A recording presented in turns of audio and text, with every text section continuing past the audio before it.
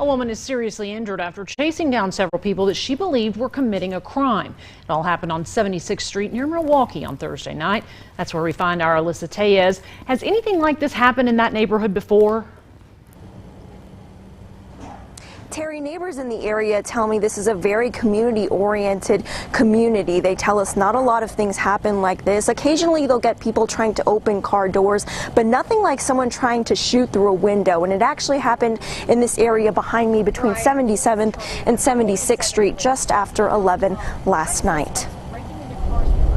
In a quiet neighborhood where folks can be seen taking walks down the block, it was a surprise to hear gunshots ringing in the area late Thursday night. All of a sudden we heard one gunshot, very clear, it wasn't a backfire or anything, and then a few seconds later, two more. Lubbock police say they received a call about those gunshots just after 11.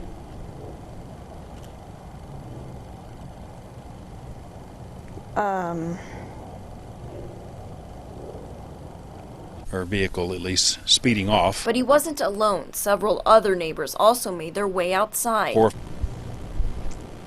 ready to, what in the world's going on? While looking around, they noticed one of their neighbors' trucks had been hit. And instead of just busting out the window, they shot out the window. That's when police received a second call, yet another report of shots fired.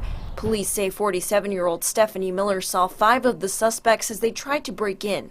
When they drove away, she followed them. Eventually, they did shoot her as part of that situation. Miller was taken to the hospital with serious but non-life-threatening injuries. And while she did try to take matters into her own hands, LPD says this can be dangerous. If you see something happening, be observant and then call 911 and let us know what you found. Officers are trained to respond to these types of situations. Thankful for the officers, Garrett believes justice will eventually catch up to them. They'll mess up and they'll leave enough evidence somewhere.